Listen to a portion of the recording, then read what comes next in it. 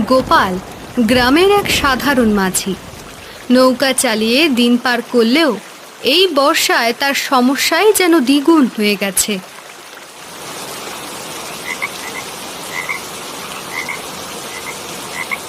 এই গোপালদা, আরে ও গোপালদা, এই ভর দুপুরে নৌকা চালিয়ে আর কাজ নেই, এই বাড়িতে ফিরে যাও বুঝলে।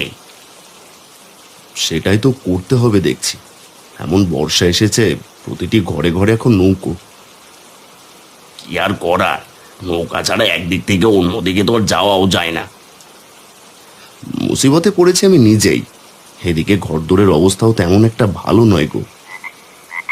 এই সব বাড়িতে ওই একই সমস্যা বুঝলে তো। কি যে করবো সেটাই তো বুঝতে পারছি না এখন। নদীর জল নদী ছাড়িয়ে পুরো গ্রামে ঢুকে পড়েছে। সকালে দেখে এলাম ঘরের মেঝেতে জল। এখন কতটুকু বেড়েছে কে জানে। যাও যাও, আর নৌকা চালিয়ে কাজ নেই, এই বাড়িতে ফিরে যাও দেখি। এই তো এখনই রওনা দেব বাড়ির দিকে।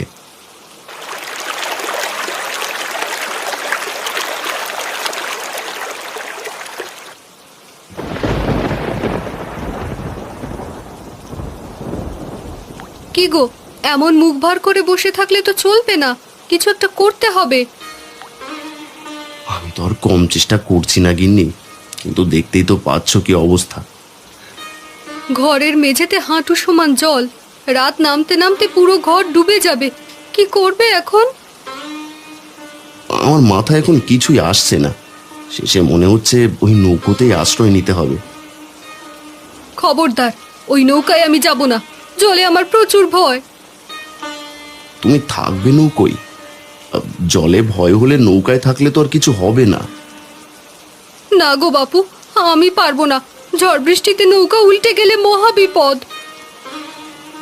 ঠিক আছে, চিন্তা করো না, আমি দেখি অন্য কোনো ব্যবস্থা করা যায় কিনা।